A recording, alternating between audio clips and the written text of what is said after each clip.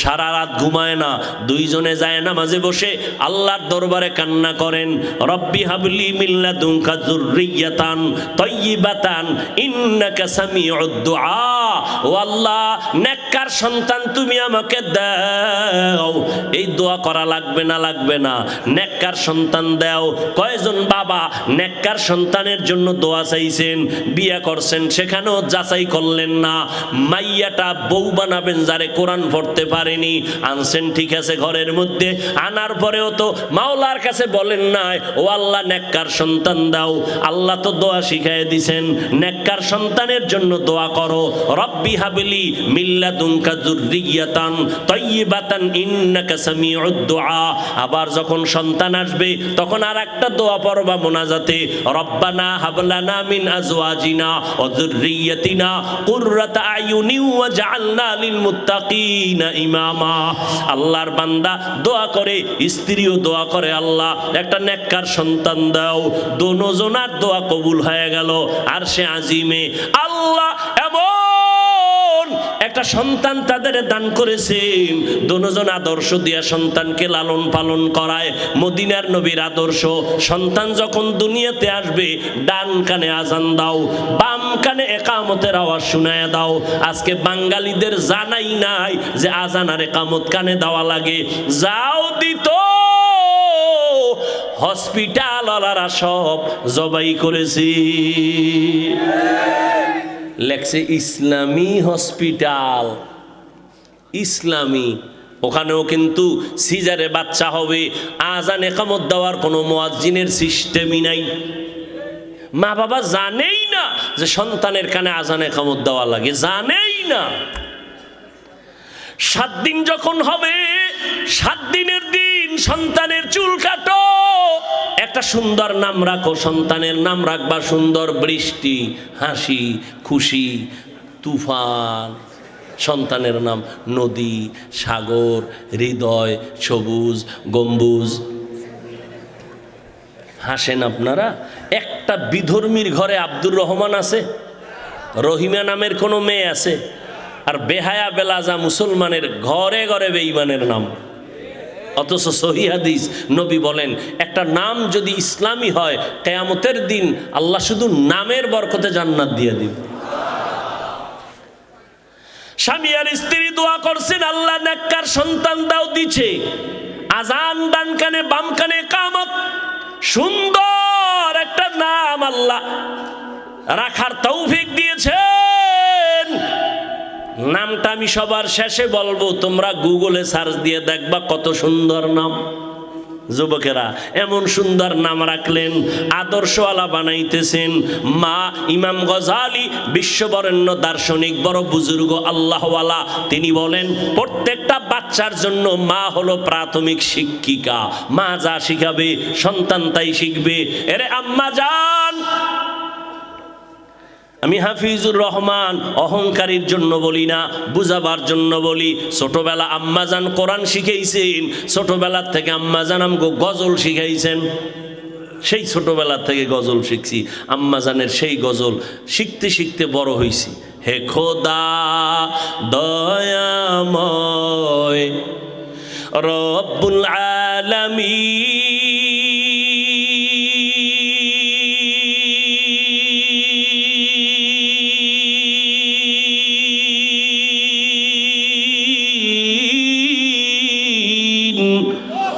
জীবনে মারণে ভয় কি হবে সেই দিন। হে খোদা দরাতে আসিয়াজি বড়ই অসহায়,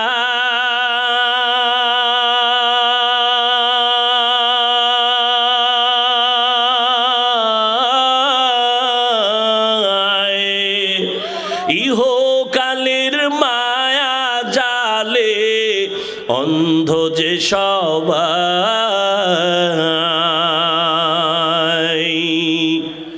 দাও হেদায়াত মুক্তি দাতা, দাও হেদায়াত মুক্তি দাতা, গফুরুর রহিম।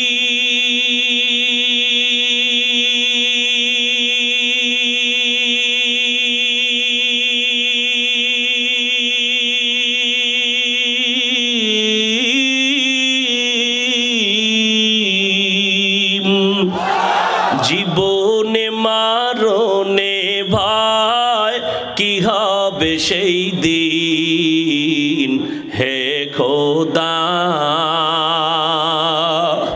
হে খোদা দয়াময় রব্বুল আলামিন।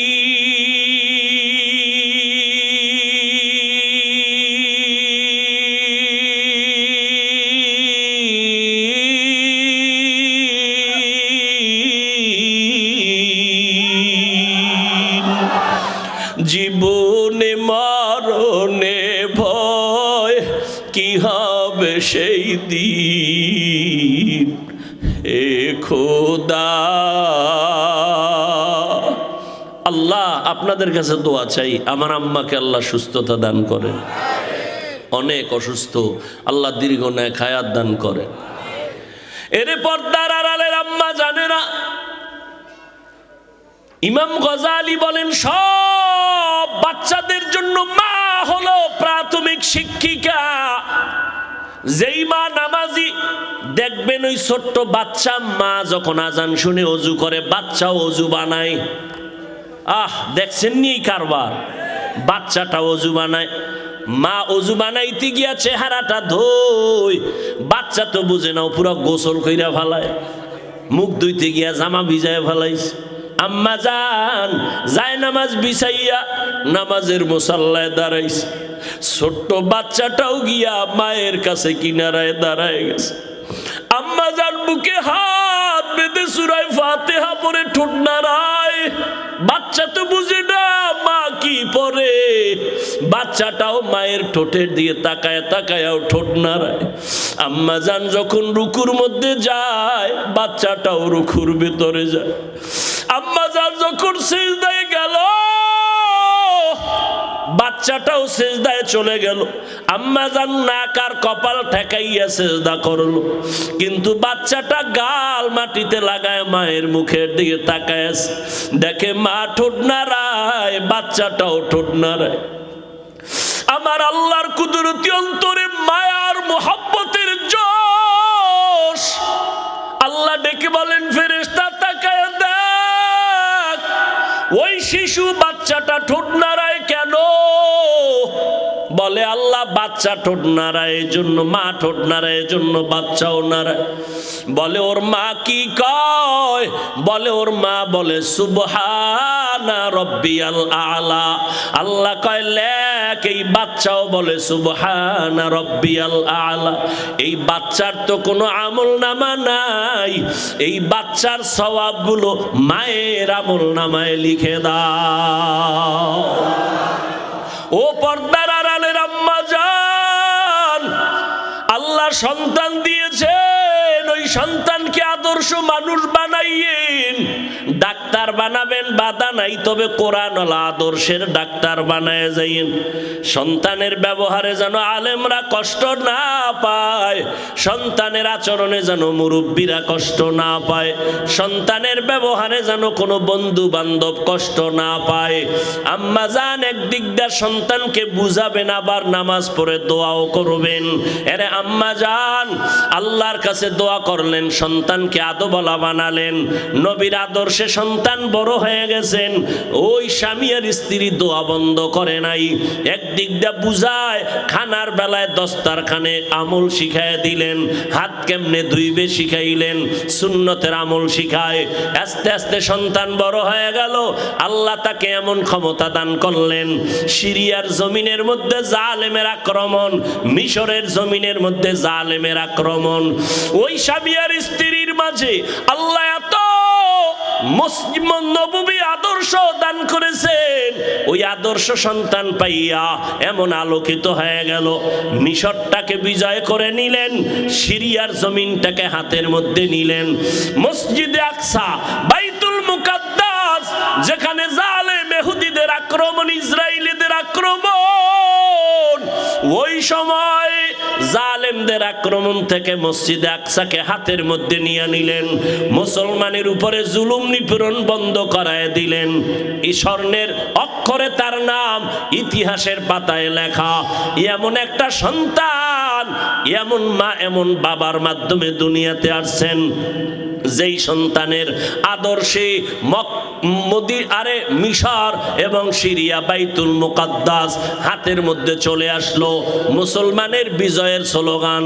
ওই সন্তান আর কেউ না, ইতিহাসের পৃষ্ঠায় গুগলের মধ্যে নাম লিখে সার্চ দাও, ওই বান্দা সুলতান সালাউদ্দিন আইয়ুবী রহমাতুল্লাহি আলাইহি।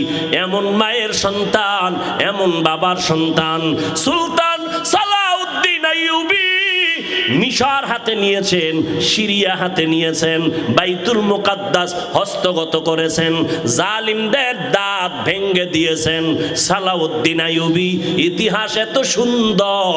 এই সন্তান মা বাবার অবদানের কারণে এত সম্মান, এত অর্জন, এত সুনাম। ও মা বোনেরা, ও যুবকেরা, এখনো সময় আছে। গহেলায় হারাইয়া কতদিন কাটাইবা? মাওলা দরজা খুলে রাখছেন, তওবা করো। ও আল্লাহ, আমি তো সালাউদ্দিন আইয়ুবী না, তবে তুমি তো সালাউদ্দিন আইয়ুবীর মালিক, তুমি আমাকেও তো পারো। আমি আজকে থেকে তওবা করে নিলাম। জীবনে মায়ের কথা অমান্য করেছি, মা বাবাকে কষ্ট দিয়েছি, আলেম ওলামার বিরোধিতা করেছি। আমার বিরোধিতার দ্বারা আলেমদের ক্ষতি তো হয় নাই, বরং আমার নিজের ক্ষতি হয়ে গেল। আলেমদের বরদোয়া আমি নিজে ধ্বংস হয়ে যাচ্ছি। ও আল্লাহ, শয়তানের ধোকায় পড়ে অপরাধ করেছি, আজ থেকে তওবা করতে চাই। মরিয়া গেলে যাব, হায়াতের মালিক আল্লাহ, ইজ্জতের মালিক আল্লাহ। জীবনে আর নামাজ ছাড়ব না, স্কুলে পড়ি কলেজে পড়ি আর নবীর তরিকার বাইরে চলব না, আলেম ওলামাদের বিরোধিতা করব না, মা বাবার সাথে বেয়াদবি করব না। ওই মা বাবার দোয়া নিয়া সামনে আগাই ওরে যুবক। মা বাবার দোয়া ছাড়া আমি বান্দা চেয়ারে বসতে পারি নাই। মা বাবার দোয়া ছাড়া তুমিও পরীক্ষায় নাম্বার পাও নাই। মা বাবার দোয়া ছাড়া তুমি সম্মানের চেয়ারে বসতে পারো নাই। আল্লাহর কাছে বিনয়ের সাথে তওবা করো। তবে এটাও সত্য কথা, আবু জাহাল নবীরে দেখলো, বয়ান শুনলো, কালেমা পড়ে নাই। আর ওমরের মতো বান্দা তরবারি নিয়ে নবীর কল্লা কাটতে এসে মুসলমান হয়ে গেল। এই জমিনে যদিও আবু জাহাল নাই, তবে আবু জাহালের মতো শক্ত অন্তরওয়ালা মানুষ আছে। হাজারো বয়ানে দিলটা নরম হবে না, তওবা করবে না। আবার একদল মানুষ ওমরের মেজাজওয়ালা, গুনাহগার হইয়া ময়দানে ঢুকবে। হঠাৎ করে মরণের কথা স্মরণ হবে, কবরের আযাবের কথা স্মরণ হলে কান্না করে করে একা একা বলবে, আল্লাহ, জীবনে আর গুনাহ করব না, নামাজ ছাড়ব না, দাড়ি কাটবো না, মা বাবাকে কষ্ট দিব না, নবীর তরিকার বাহিরে চলবো না, রহমতের নবীর আদর্শ অনুযায়ী চলবো। আল্লাহ, তুমি আমাকে মাফ করে দাও। আল্লাহ একটা সেকেন্ডের মাধ্যমে বান্দার তওবা কবুল করে জীবনের সব গুনাহ মাফ করে দিবেন। ও এলাকার মা বোনেরা, ও যুবকেরা, ও বৃদ্ধ বাবাজি, অনেকে মনে মনে ভাবতেছেন এটা কেমনে সম্ভব। আপনাদের মতো কত বান্দা জীবনে মাদ্রাসায় পড়ে নাই, স্কুল কলেজে পড়ে 5 বেলার নামাজ পড়ে, আপনি কেন পারবেন না? রাস্তায় গাড়ি চালায় যুবক, নামাজ ছাড়ে না। নদীর মধ্যে মাছ ধরে, নামাজ ছাড়ে না। কৃষি কাজ করে, নামাজ বাদ দেয় না। আপনি কেন পারবেন না? ও বুড়া বাবাজিরা, আপনাদের মতো কত বুড়া লাঠি হাতে নিয়ে মসজিদে গিয়া 5 ওয়াক্ত নামাজ পড়ে, আপনারা কেন পারবেন না? এরে আম্মা জান, আপনার মতো কত মা ঘরের মধ্যে থাইকা স্বামীর মাল হেফাজত করে, সন্তান আদর্শওয়ালা বানায়, নামাজ পড়ে, দোয়া করে, তাহাজ্জুদ পড়ে। আপনি মা কেন পারবেন না? হেদায়াতের মালিক আমার আল্লাহ, আল্লাহর কাছে তওবা করেন।